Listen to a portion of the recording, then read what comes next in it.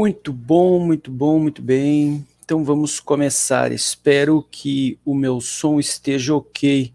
Os colegas que estão embaixo aí na bandeja me façam um sinal de positivo se estão me ouvindo. Ah, tá, a Luísa fez. Então tá bem, então estamos ao vivo. Então vamos lá.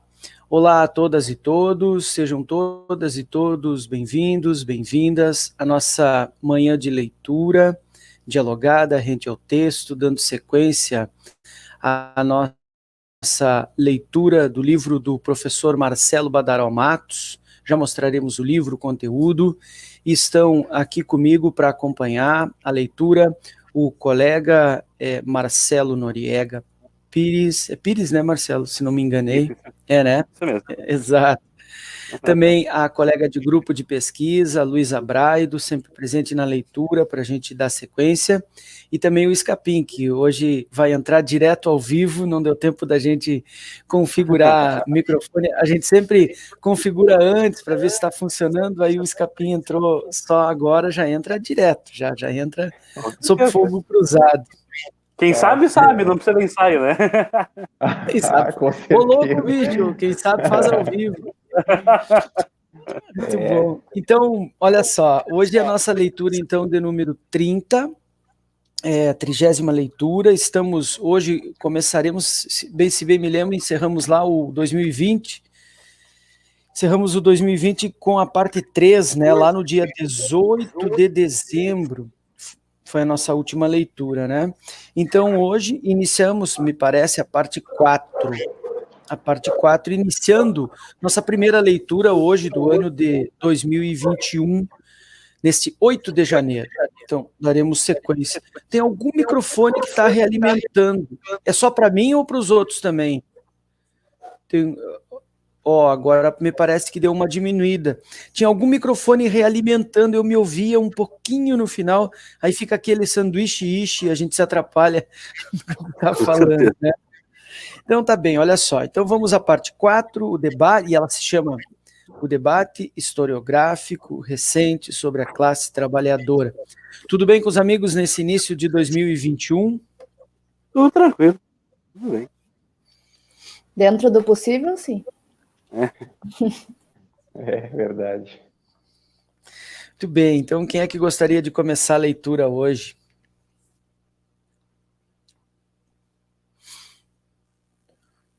Indiferente? Tem um pequeno assim... Eu posso fazer ela. Pode? Então tá bem. Posso fazer. Então tá bem. Antes do primeiro subtítulo, parece que o autor apresenta assim faz uma introdução mesmo, pequenininha, de 2 breves parágrafos. Eles estão na página 122. Lembro que a gente sugere, claro, a todas e todos a compra do livro. Ele é um belo livro, editado pela Boitempo, dá um panorama amplo, exatamente como o título sugere, a classe trabalhadora, desde Marx até o nosso tempo. Então vem desde uma historicização da classe trabalhadora até um cenário atual bastante crítico da classe trabalhadora. E entraremos agora na parte final do livro, que é o debate historiográfico a respeito disso, né?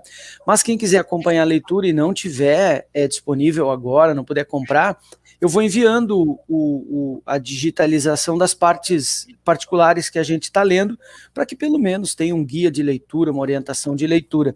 Algumas pessoas me procuram, eu envio, não tem problema, tá? Mas sugerindo, claro, e sempre a compra do livro na medida do possível, tá bom? Então tá bem, Escapim. Então comecemos então o 2021 aqui da nossa leitura. A gente olha para frente, né? Acho que vamos ter aí mais umas 10, 15 leituras, eu acho. Em torno disso, me parece. Sim, ele não é muito extenso, mas ele é um pouco mais denso. Talvez a discussão seja mais ampliada. Mas essa até eu me disponho a iniciar essa leitura, dessa parte inicial, porque ele traz uma discussão epistemológica no início, ele traz a questão da virada linguística, né? Então acho que dá para dialogar um pouquinho sobre essa questão do ponto de vista epistemológico. Então eu posso iniciar, depois eu posso passar a bola para alguém também, se não tiver problema. E aí a gente vai andando com a leitura. Então, iniciando desde o início, né, evidentemente, a gente vai começar na parte 4, que tem como título o debate historiográfico recente sobre a classe trabalhadora. Aí o Badaró inicia sempre com uma breve introdução ou algumas considerações iniciais, né? Aí ele vai dizer assim, isso na página, inclusive está a numeração aqui, na 121, né? Insistimos nesse livro que a defesa da atualidade da concepção de classe trabalhadora, ou seja, uma categoria da classe trabalhadora, categoria analítica, né, como ele vem desenvolvendo a sua análise, desenvolvida por Marx, não deve ser feita apenas a partir do debate sobre a classe na atualidade. Então é necessário mergulhar na história para compreender essa categoria da classe trabalhadora. Da mesma forma que a situação recente motivou cientistas sociais e ensaístas críticos a questionar a validade analítica da categoria classe trabalhadora ou proletariado para o entendimento da dinâmica social atual, alguns historiadores também o fizeram, nas últimas décadas, pondo em dúvida também a pertinência da categoria como ferramenta analítica válida para o entendimento de processos históricos mais próximos ou mais distantes do tempo. Por outro lado, mas ainda de maneira análoga ao que pode ser encontrado no debate sobre a atualidade, outros historiadores procuraram entender a complexidade e a diversidade da classe trabalhadora em suas dimensões históricas, desenvolvendo formas mais ampliadas de entendimento dessa categoria analítica. Nesse capítulo, discordando dos historiadores que negam a validade analítica do conceito, buscaremos dialogar com as diferentes perspectivas analíticas que recorrem a uma definição ampliada da classe, retomando, né, as referências de Marx que orientaram toda a reflexão até aqui. Então, assim, o Badaró encerra essa primeira contextualização, as primeiras considerações para entrar definitivamente nessa quarta parte. Eu chamo atenção, aproveito só essa primeira introdução, e chamo atenção para, nesse segundo parágrafozinho, esse segundo, 2 linhas antes de terminar essa pequena introdução, vamos ver se dá para dar uma noção panorâmica aqui para todo mundo. Aqui, ó, aqui, tem um pedacinho ali de uma meia página. Nessa parte de baixo aqui, ó, o Badaró menciona 2 coisas. Primeiro, ele diz, dessa categoria analítica. Então, em primeiro lugar, ele pondera a classe trabalhadora como categoria analítica. Essa é uma primeira ponderação. Categoria significa que tem validade empírica. Categoria não é um conceito, não é uma abstração, não é algo elaborado pela intelecção. Categoria é algo trazido para a abstração pelo intelecto, né? Pela intelecção, pela cognição, mas ela existe no mundo. A categoria existe no mundo. O conceito nem sempre. A partir de uma intelecção, a partir de uma abstração, eu posso formular na minha cabeça, teoricamente, né? Os campos de conhecimento fazem isso, podem conceitualizar algo que existe no mundo, que está posto no mundo, que é a categoria. Então essa é a primeira consideração do Badaró, dessa categoria analítica. Então ela é uma categoria que serve para analisar outras categorias. Ela é aquilo que a gente pode chamar em linguística de chave de leitura. Ela tem validade empírica, mas ela também serve de chave de leituras para outras existências empíricas. Isso é fundamental. Por exemplo, luta de classes, por exemplo, mais-valia da força de trabalho, por exemplo, exploração da força de trabalho, fragilização da força de trabalho, precarização, terceirização e aí por diante, né? Então, em primeiro lugar, isso. Uma linha abaixo, o Badaró acrescenta, ele diz assim, não é gratuito isso, ele diz, ele termina, né, dessa categoria analítica, então categoria, também chave de análise, chave de leitura. E ele segue, diz, nesse capítulo, discordando dos historiadores que negam a validade analítica do conceito. Então, é uma categoria analítica que foi transformada em conceito que serve para interpretar o mundo. Então, tem validade analítica, e essa validade analítica cada vez mais se renova porque ela é capaz de explicar a realidade que a gente vive. Então, ela ao longo do tempo se transforma, ela muda, ela parece desaparecer em alguns momentos, né? A classe trabalhadora, como a gente já viu antes aqui, né? O fim da centralidade do trabalho. Não, ele está dizendo, eu estou andando no caminho inverso, cada vez mais. Ela é uma chave explicativa, ela é uma chave de leitura, ela é uma categoria porque continua existindo e cada vez mais existindo, nos uberizados, nos cada vez mais efêmeros vínculos de trabalho. A classe trabalhadora é central, ela não desapareceu, pelo contrário, ela é cada vez mais existente, semovente no mundo, né? E serve como validade analítica do conceito, uma vez extraída da realidade empírica e elaborada cognitivamente, abstratamente, ela se conceitualizou e ela serve para analisar vários contextos de classe trabalhadora. Muitas são as classes trabalhadoras, muitos são os sujeitos que compõem a classe trabalhadora, relacionados às interseccionalidades, né, gênero, raça, classe, geração, etnia, geográficas, geracionais e por aí vai, tá? Então chama atenção para essas duas questões, perfeito?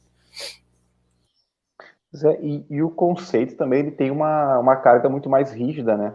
Por isso que talvez não considere tanto essa heterogeneidade que constitui a classe, né? Então, acho que também é uma forma de compreender por que ele vai na contramão desses autores, dos teóricos que trabalham somente com a ideia do conceito, né? Eu acho que é porque o conceito ele cristaliza no tempo, Scarpim. O conceito ele não tem a dinâmica, ele não tem o movimento da dialética, né? Por isso que a gente não por isso que Marx não trabalhava com conceito, com conceitualização, com a ideia de definição que compreende finitude no próprio nome. Não tem finitude, tudo é movimento. Qual é a única coisa eterna na dialética? O movimento. Qual é a única coisa que não muda? A mudança. Então, classe trabalhadora ela sempre muda. Cada lugar, em cada tempo, ela é diferente e sempre se transformando.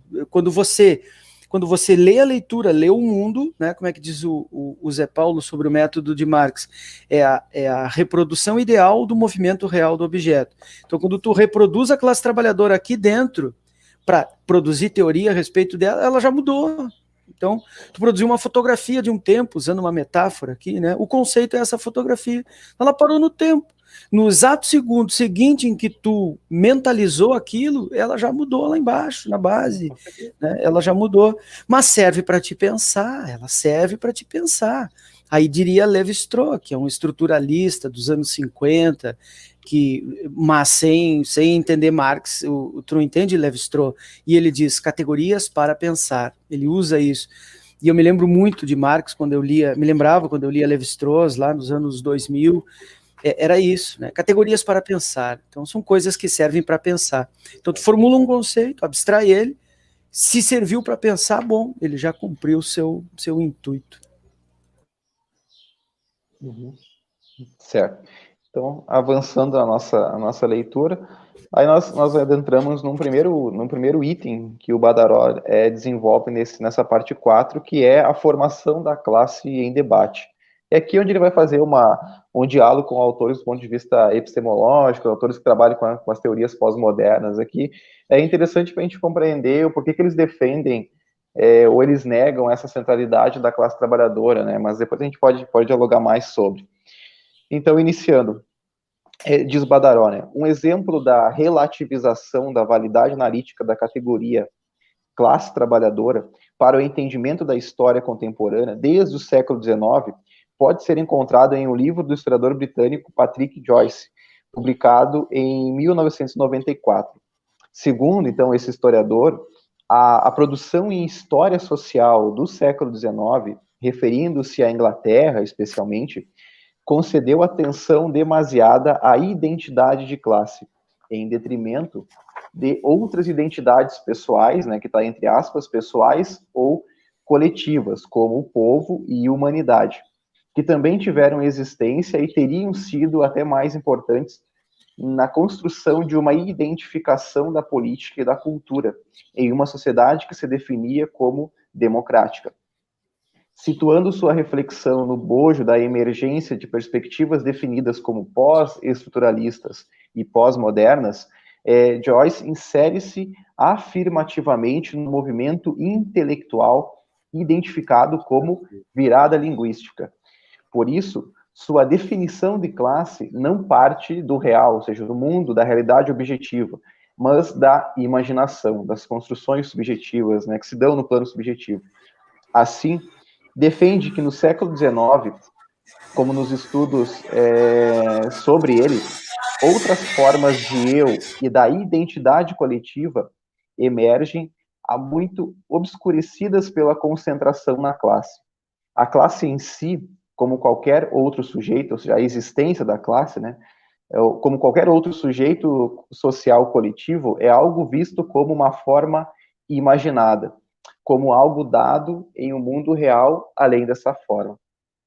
Aqui é que vai entrar aquela questão do ponto de vista epistemológico, da virada linguística, né, que foi ela é tratada como uma nova filosofia da ciência, um novo paradigma filosófico, né, para compreender o conhecimento científico. E a base da virada linguística, e também que é um dos fundamentos das teses pós-modernas, são as bases idealistas. Por isso que ele vai dizer que não parte do real, mas sim da imaginação. É como se a classe trabalhadora, ou o conceito da classe trabalhadora, fosse um produto estritamente subjetivo, daquilo que se pensa sobre a classe, e não do que de fato ela é no plano real e no plano concreto. E uma questão... Sim. Não, sobre o giro linguístico, por isso eu faço a interrupção. O giro linguístico pressupõe, do ponto de vista da linguística, por óbvio, a ideia de que a linguagem é demiúrgica da realidade. A linguagem cria a realidade. Exato. E a gente discutia isso lá no texto, Scapin, você deve lembrar lá do Tonei do Lessa, quando a linguagem, ela é materialidade. Claro que ela é materialidade, porque ela expressa a materialidade. Então ela é duas coisas ao mesmo tempo, concomitantemente. Ela é materialidade e expressa a materialidade, porque a gente não fala no vazio. A consciência reflete a base material, e a linguagem é a expressão da consciência. Então, o giro linguístico, ele tem um pingo de fundamentação, porém ele não é demiúrgico total e completo da realidade. Ele é reflexo da realidade e demiúrgico da realidade, formador da realidade. Então há que se ter cuidado apenas, né? Não apenas expressões ideais. Antes de te devolver a palavra, eu mutei, Marcelo, o teu microfone ele deu uma interferência. Ó, agora eu desmutei, ó, tá? Mas aí quando a gente não tá falando, a gente muta, e tu mesmo pode mutar. A diferença é que se eu te mutar, aí só eu posso desmutar. Então eu posso me esquecer e tu ficar falando. Agora, quando a gente muta, a gente pode, tá? Bom, então, a gente tá ao vivo também no Facebook, eu marquei os colegas, os amigos lá no Facebook, então, para chamar apenas como divulgação do conteúdo, tá? Apenas isso. Pode falar, Scapin. Sim, isso é interessante, Guilherme, a tua fala, porque de fazer essa conceituação da linguagem tendo uma base material, mas isso é do ponto de vista materialista histórico, porque do ponto de vista da virada linguística, ela só tem uma base idealista, a linguagem como uma construção ontológica. Essa é a diferenciação. A própria virada linguística, os teóricos da virada linguística, que vem como a crise do paradigma moderno, tem como grande referência de embate o marxismo, ou o materialismo histórico. Então, eles se diferenciam do ponto de vista epistemológico e ontológico nas suas anteposições. Por exemplo, a linguagem, do ponto de vista materialista, ela parte da realidade objetiva, da atividade prática dos sujeitos na realidade.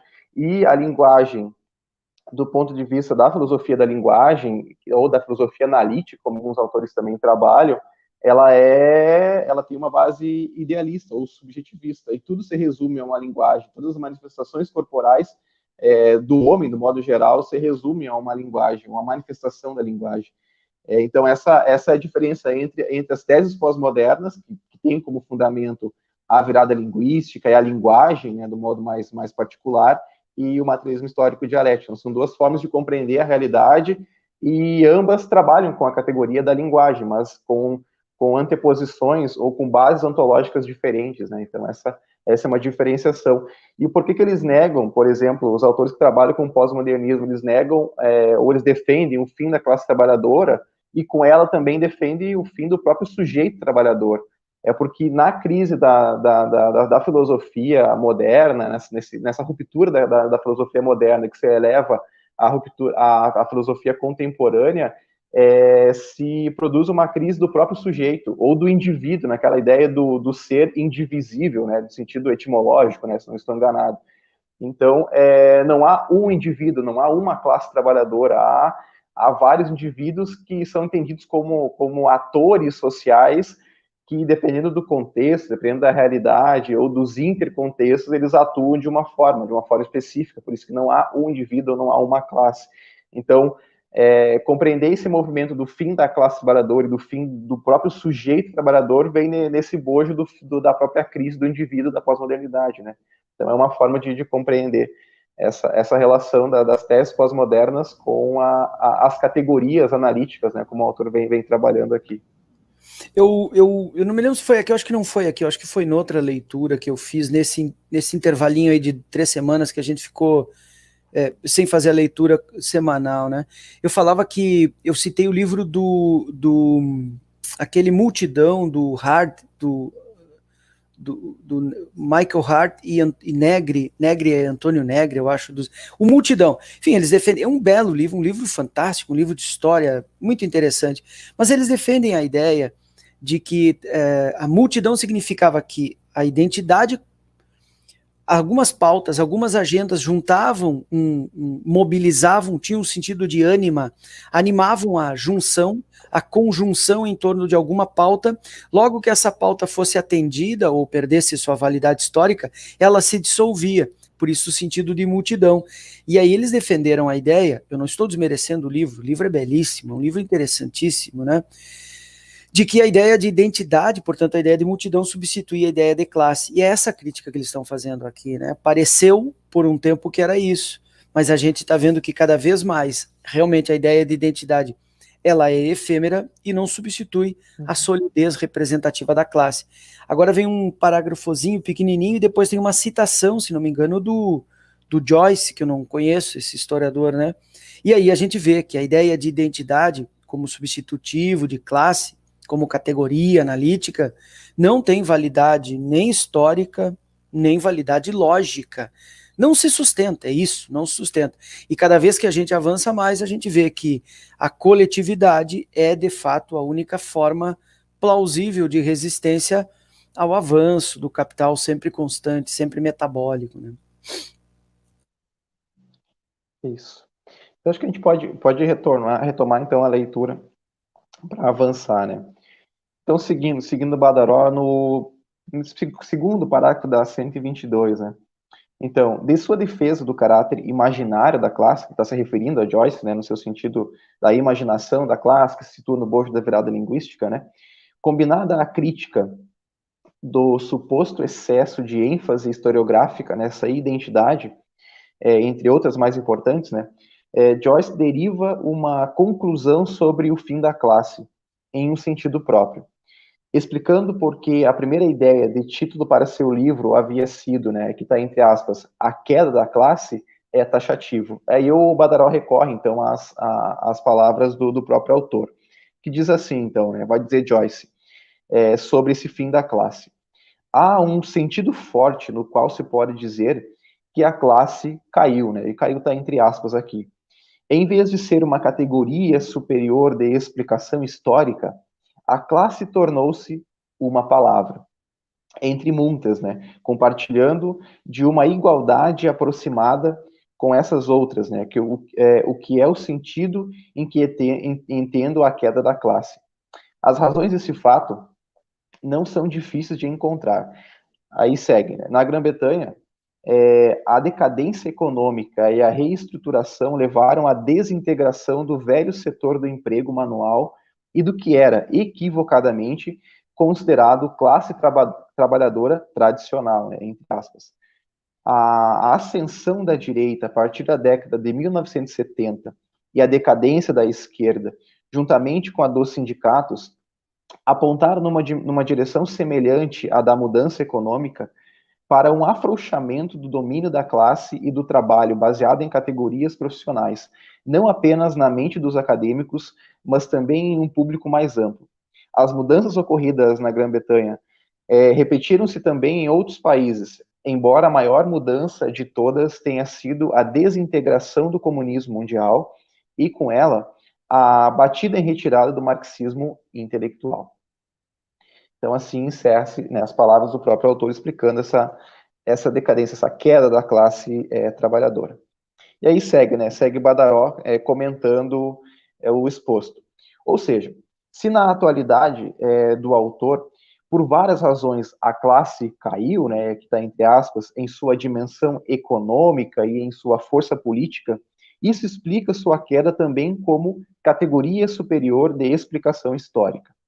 Embora a defesa de uma posição como essa careça de maior sustentação lógica, inclusive isso que o Guilherme atentou anteriormente, né, em tese, né, seria possível concordar na ineficácia de uma categoria para explicar o presente, sem questionar sua pertinência para o entendimento do passado, né, ela se manifesta, geralmente de forma mais sutil, em muitas outras vozes. Então, esse autor não está sozinho nessa discussão, né. Cerca de uma década antes, aí vem Gareth Stedman Jones, eu não conheço esse autor também, já havia criticado... Esse autor, ele escreveu uma biografia do Marx muito interessante, muito criticada. Eu li ela faz uns 2 anos. É um livrão bem grosso, ele está aqui atrás, eu vou ali pegar agora para mostrar. O Gareth Stead Jones, ele é um historiador do campo marxista, e o Zé Paulo, eu vi que o Marcelo está lendo, eu vi que ele publicou algumas vezes lá no Instagram, o Marcelo está lendo, está impressionado com a biografia do Marx, que o Zé Paulo escreveu há bom tempo. É belíssimo, eu concordo, o texto é maravilhoso, eu estou lendo também. Nossa, é muito mais do que biografia, uma crítica ao pensamento, à teoria social de Marx, né? E um dos autores que o Zé Paulo usa, porque ele não foi às fontes primárias, o Zé Paulo, ele usou autores. Ele cita muito a Mary Gabriel, que escreveu Amor e Capital, aquele capa vermelha, mais da vida íntima da família Marx, mais do que Marx, da família Marx. Ele cita o Gareth Stead Jones, e perceba o título do livro do Stead Jones, Uma Vida do Século XIX. Esse é o título. Então ele parte do princípio de que o Marx é um autor ultrapassado, porque é uma vida lá do século XIX, pouco nos interessa agora no século XXI. É um erro histórico, né? Eu diria que o texto do Gareth Stead Jones só não é pior do que o Jonathan Sperber, que considera o Marx grandeza e ilusão, ou seja, é uma obra enorme que é uma grande ilusão teórica. Então são 2 autores assim terrivelmente críticos à vida e à teoria social de Marx mais propriamente dita. E aí o Zé Paulo, eu vi, isso ele não diz no livro ele não diz, eu pelo menos estou ali, eu terminei o primeiro capítulo da biografia do Marx até agora.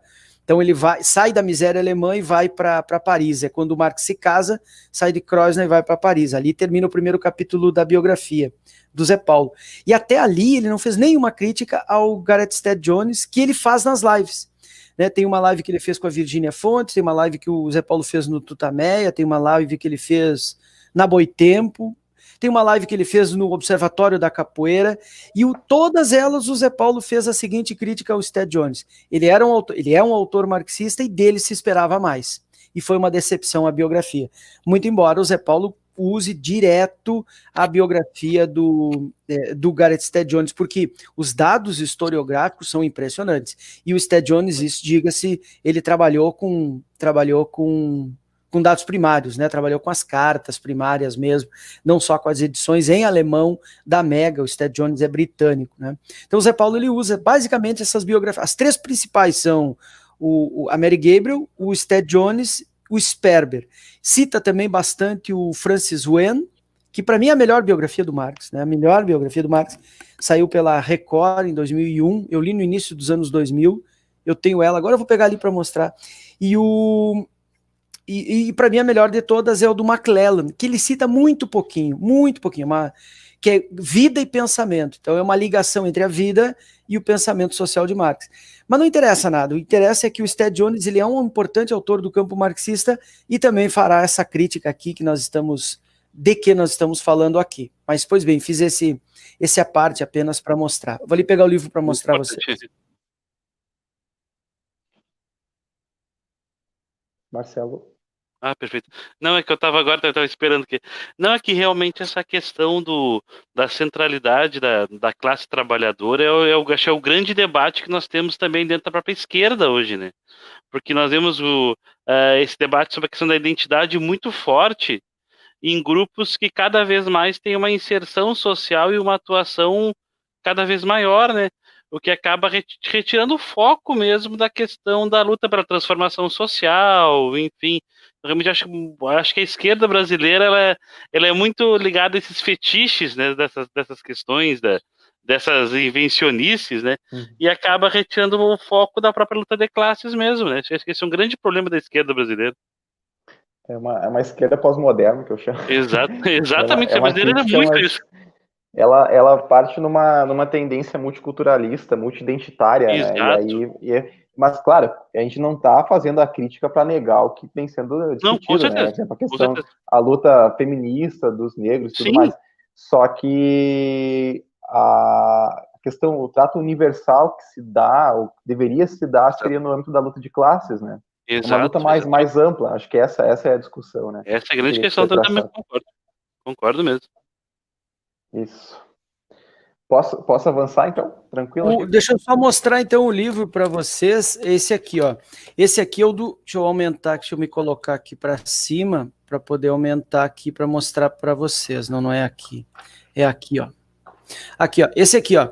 Esse aqui é o livro do Gareth Stead Jones. Tá aqui o nome dele, ó. Gareth Stead Jones. É um Legal. livrão, ó. É um livro enorme, grosso, enorme. É um livro que pouco tem. Olha, ele tem assim, eu diria, ele tem assim, eu acho que eu somei no final do livro, eu fiz uma resenha e nunca ninguém quis publicar a resenha. Obviamente, né? Uma resenha que eu só botei defeito no livro, não achei quem se animasse a publicar. Ele tem, eu diria, 30 páginas de biografia. 30, no máximo 30 páginas de biografia. O resto das... Quantas páginas tem aqui? Cara, tem muita página. 800 páginas.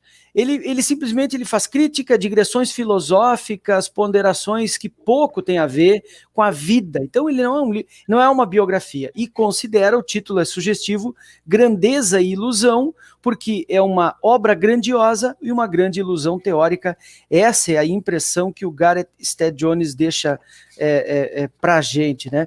Eu li o livro, mas não gostei, não recomendo, e ele é forte, hein? Ele saiu pela Companhia das Letras, e a gente sabe, né? A Companhia das Letras é uma editora que vende muito, e, portanto, ela tem uma importância aí editorial forte, então ela vai aparecer, ela vai pipocar para a gente e tudo mais. Então, eu não recomendo, é um livro que eu fui deixando glosas o tempo todo, né?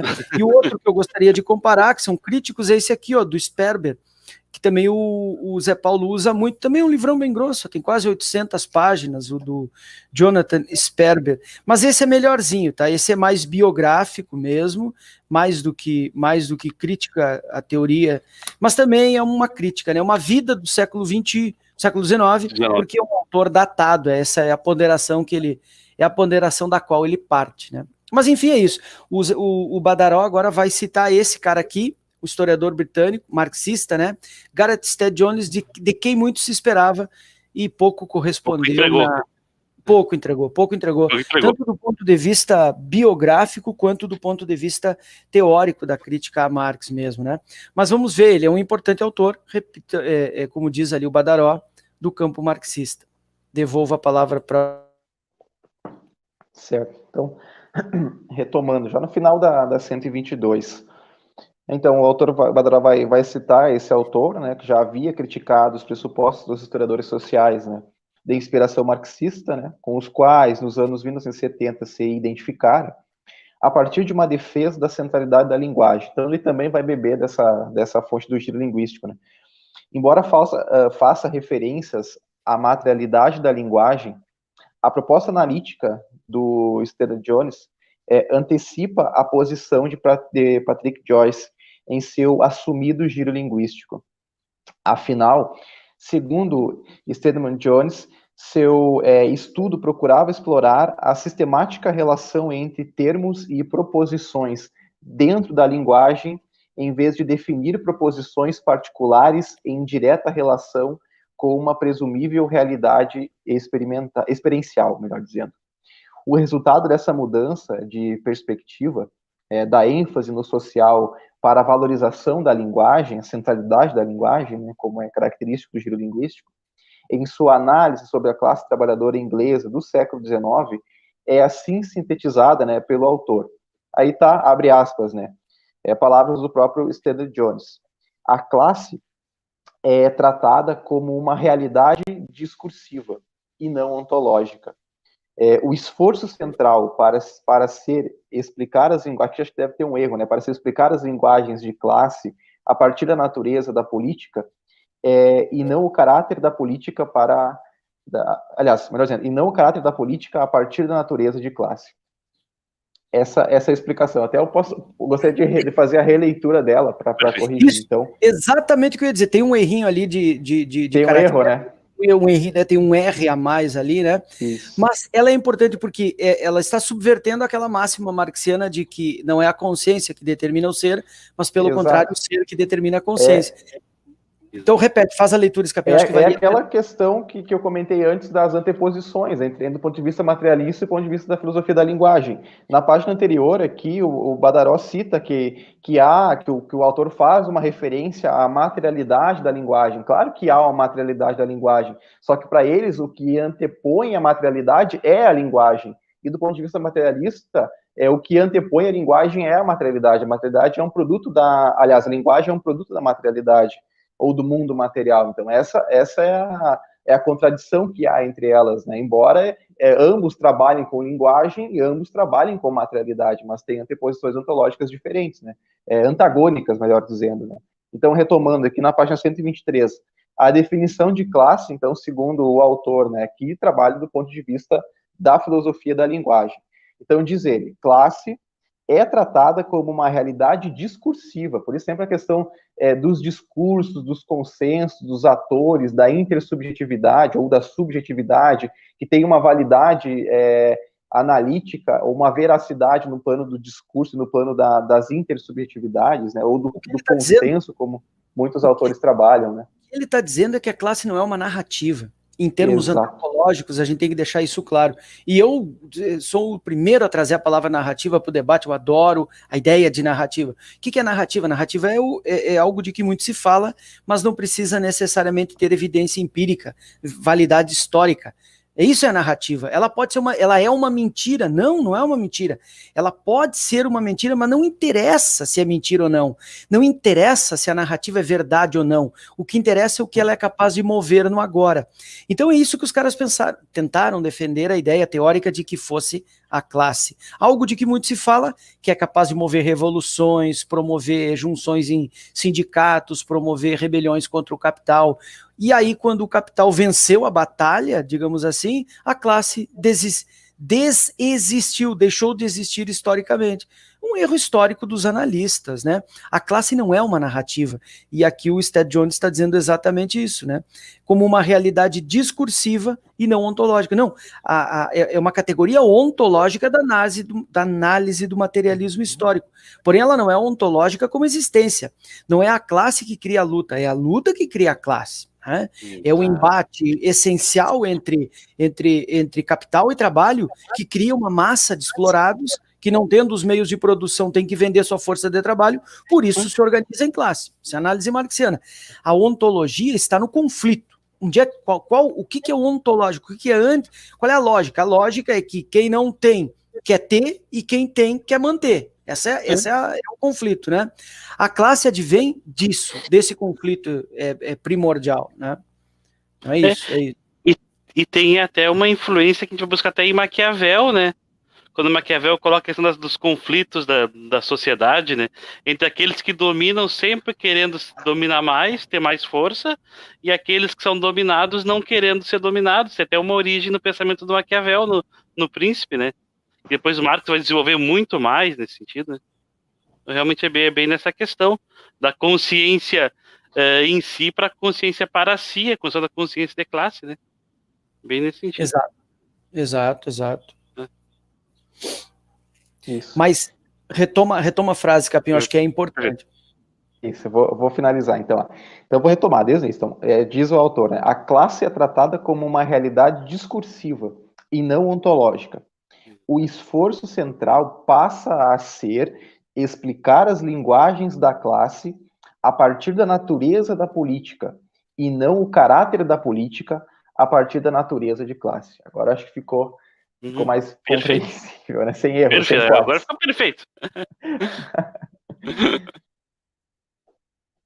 Então, seguindo. Agora, retomando as palavras de Badaró, né? Tendo, né, entre aspas, a negação da classe, né, surgido entre os historiadores no mesmo momento, né, nos anos 80, 1980 e 1990, que entre os cientistas sociais e outros pensadores discutidos no capítulo anterior, para entender as especificidades dessa concepção histórica de classe como a realidade discursiva ou de sua rejeição em nome de outras identidades imaginárias, é importante discutir quem eram os interlocutores específicos desses historiadores aqui citados. Olha só, isso é importante, isso é importante. Ele fala em nome de outras identidades imaginárias, ou seja, que nós imaginamos que sejam fundadores, não, que sejam advindas, consequências do conflito ontológico da relação capital-trabalho. Surjam da identidade, surja, por exemplo, as identidades de gênero, por exemplo, elas não surgem do conflito capital e trabalho, elas se agravam. Eu estudei isso no meu doutorado. As identidades de raça e etnia, por exemplo, elas não surgem da relação entre capital e trabalho, elas se agravam, se modificam. O racismo é filho do capital, é filho do liberalismo, a escravidão é filha do liberalismo. Não há liberalismo político, econômico, sem escravidão. É certo, o racismo surge daí. Mas os negros não surgem daí. O que surgem daí são os proletários, que muitos negros serão, até porque são a gênese daquilo que o Marx chamou no capítulo 23 e 24 de, como é que é lá, a acumulação original, a acumulação originária, que o Marx brinca com a ideia de o pecado original da relação capital e trabalho. Então é isso, as identidades imaginárias. Classe não é uma identidade imaginária, classe é uma identidade real.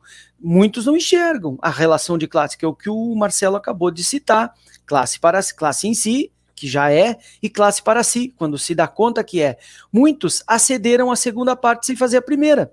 Não se deram conta de que já eram uma classe, mas se viram como uma classe, a classe das identidades, né? Então eu me vejo como negro, me vejo como mulher, me vejo como judeu, me vejo como deficiente físico, mas não me vejo como classe, quer dizer, faltou a primeira parte, portanto faltou o essencial. Eu primeiro dentro classe, para depois me ver como negro. Ah, mas isso é uma noção burguesa, ortodoxa demais do marxismo. Pois é, ortodoxia às vezes não é exatamente um problema, só isso. Mas é isso. A ideia do Lenin, né? Marchar separados e golpear juntos. Boa. Exatamente. Vai ter que lançar no comentário isso depois lá, por favor. Pode deixar. Então tá bem. Então, seguindo nosso estudo, né? Então, agora o Badaró vai fazer um diálogo, né? Vai explicitar os interlocutores desses historiadores, né? Então, Stedman Jones e Joyce fazem menção direta à sua formação no interior da história social britânica de matriz marxista, que posteriormente seria o alvo central de sua crítica. Ambos ainda estabelecem a contraposição a essa historiografia, apresentando suas interpretações alternativas ao processo de formação da classe trabalhadora inglesa na primeira metade do século XIX. Por isso, para situarmos melhor a desvalorização da classe como categoria histórica relevante, sugerida até por Stedman Jones e diretamente defendida por Joyce, será útil recorrermos ao debate original da história social de matriz marxista sobre aquele momento histórico. Assim, sugeriremos, rapidamente as discussões, ou seguiremos as discussões de alguns dos mais conhecidos representantes dessa historiografia sobre o processo de formação da classe inglesa, no período que se inicia na última década do século XVIII e termina com as lutas do cartismo nos anos 1830 e 1840. A década de 1840, aliás, né, que pontuou o início desse livro, foi o momento em que ocorreu o encontro de Marx com o proletariado. Alguém ia comentar? Não. Eu só me lembro, você estava agora falando de encontro do Marx com o proletariado, eu estava pensando exatamente na biografia do Zé Paulo Neto, quando ele aborda essa questão, né? Então mais um pensamento aqui interno mesmo.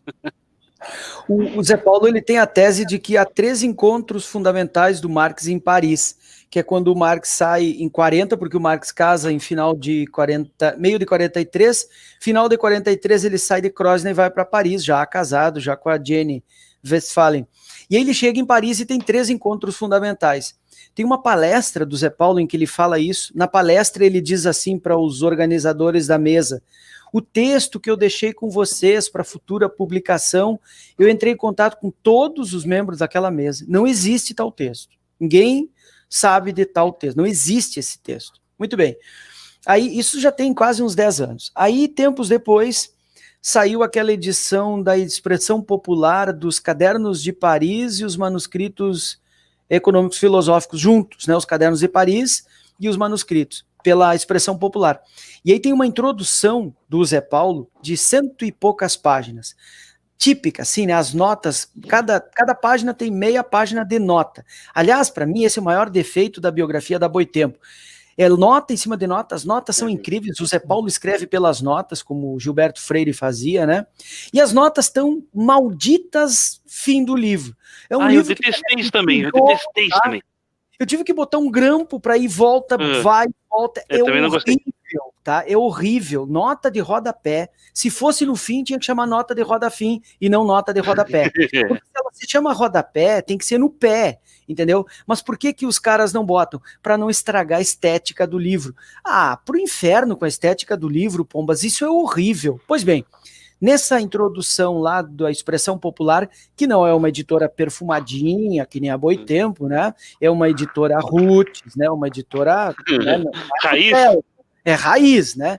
As notas tomam... Às vezes tem 3 linhas de texto e página, assim, de nota, né? Ali o Zé Paulo não dá um nome, entre aspas, de 3 encontros fundamentais de Marx, mas fala que o Marx se encontrou. E aí os 3 encontros fundamentais, né? Se encontrou com o proletariado, que é exatamente o que está aqui, né?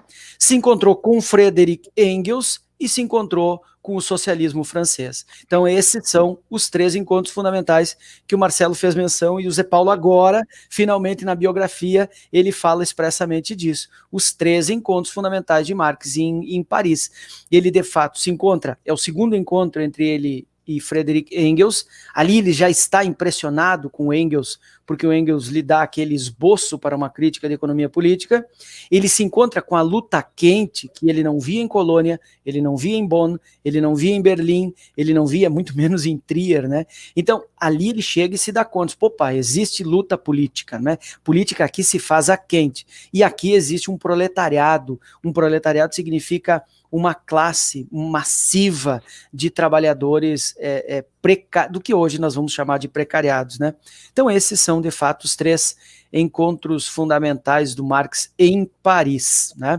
E a Luísa traz a frase aqui, ó, que é importante: marchar separados e golpear juntos, né? Perfeito. Essa é a ideia, né?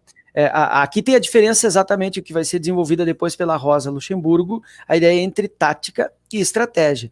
A gente tem táticas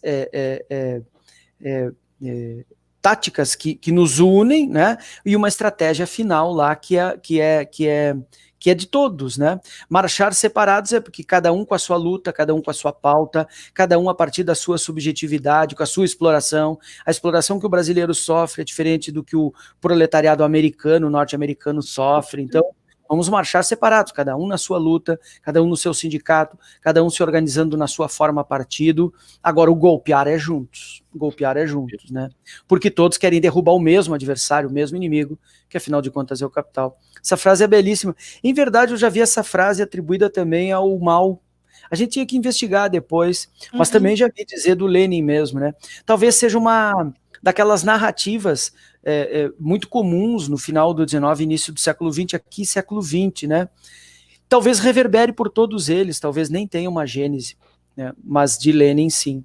E só para devolver a palavra, então, o Ceia diz assim: sobre o liberalismo e escravidão, Alfredo Bose, em Dialética da Colonização, é a defesa da liberdade de ter um escravo chamado de seu. Exato, perfeito.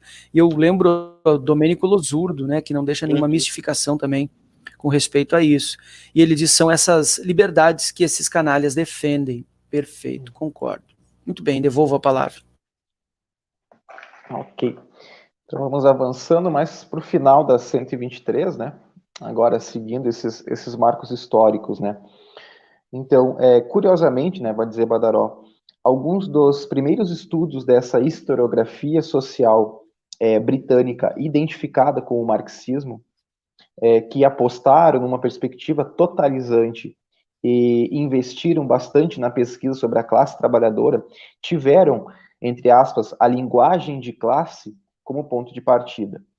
Em texto publicado em 1960, um dos pioneiros da moderna história social britânica, que é denominado em Asa Briggs, mostrou como o plural classes trabalhadoras era amplamente utilizado na Inglaterra no início do século XIX para designar o conjunto de trabalhadores pobres em suas diversas categorias profissionais.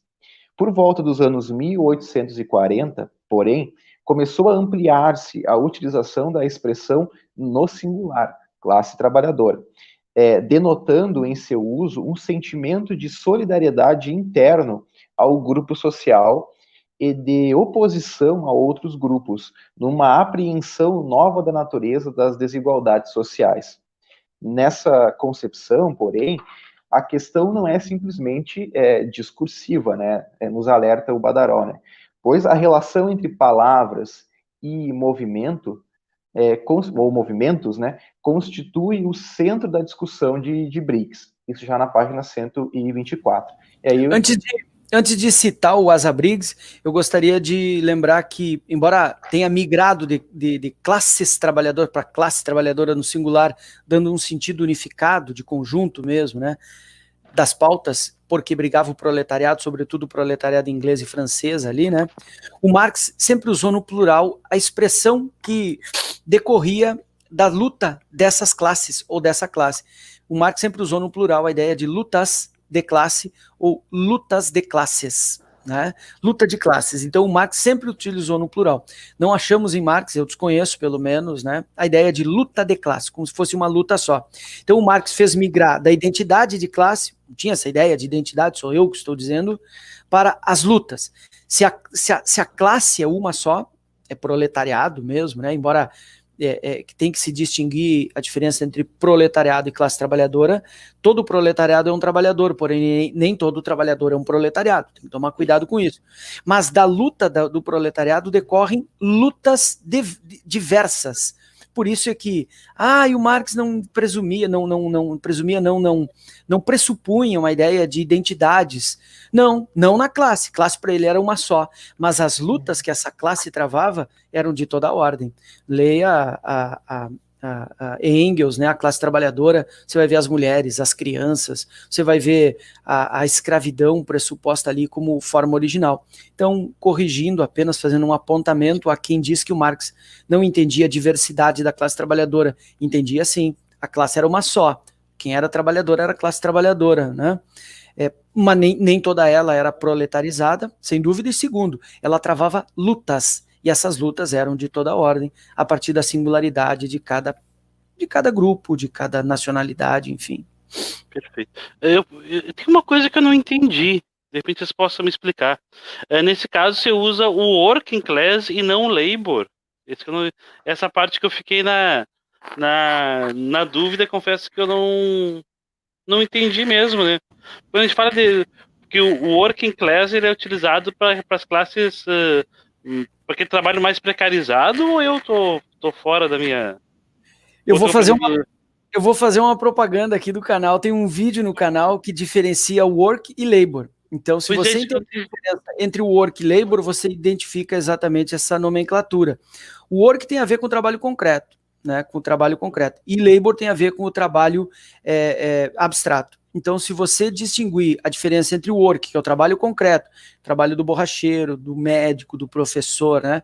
Do labor, que é o trabalho abstrato, que é o trabalho em sentido amplo, que é o que o Ricardo Antunes vai chamar de o continente do labor, você entenderá. Então, dependendo da situação que você queira nominar, é disso que você falará. Então, o working class tem mais a ver com classe trabalhadora em sentido concreto, portanto britânico.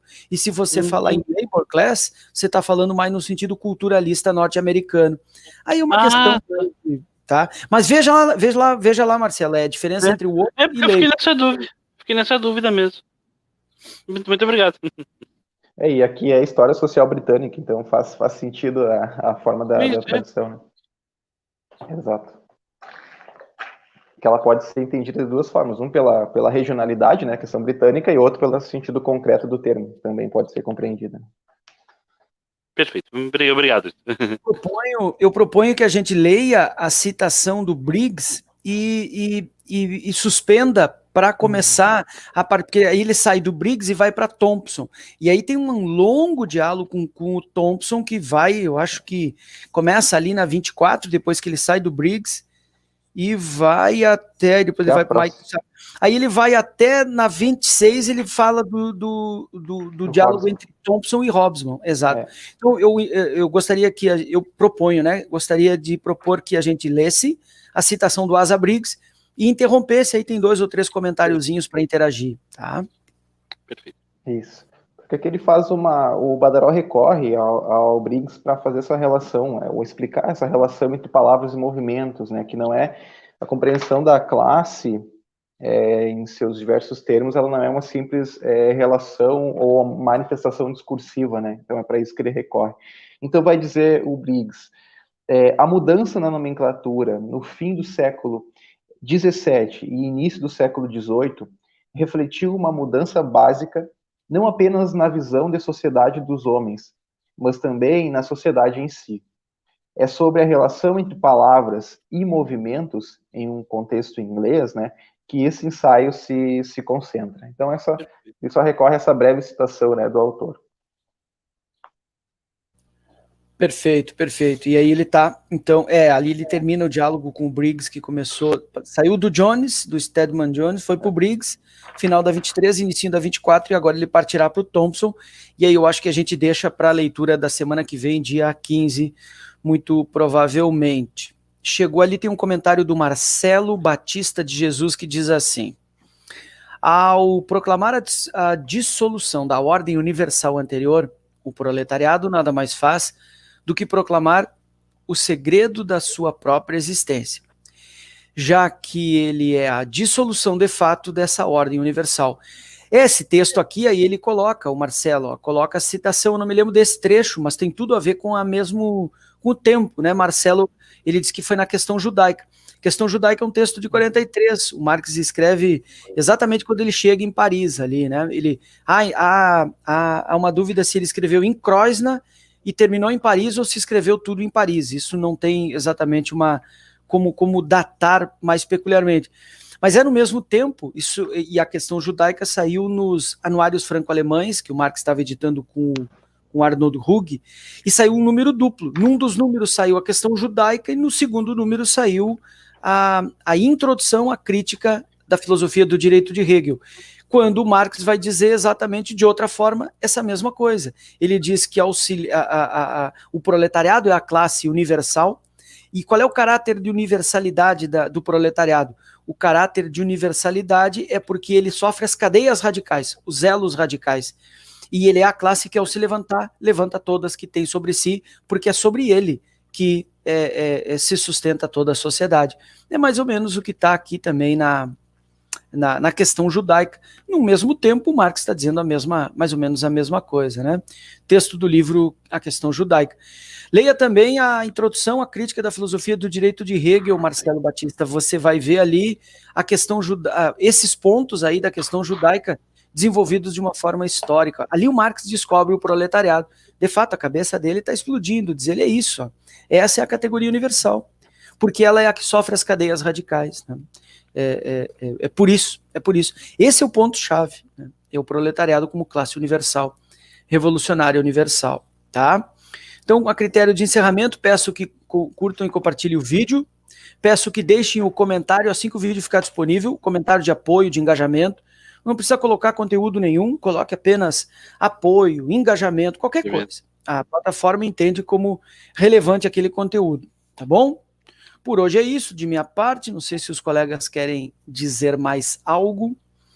Agradeço a todas e todos que estiveram presentes. E no mais era isso. Sexta que vem voltaremos. Com certeza. É isso? Tava Então tá com saudade bom. de vocês. Isso, eu também, louco para voltar a nossa leitura, né?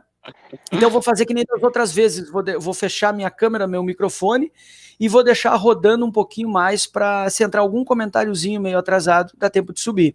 Tá bom, colegas? Perfeito. Até a próxima oportunidade. Abração. Um abraço.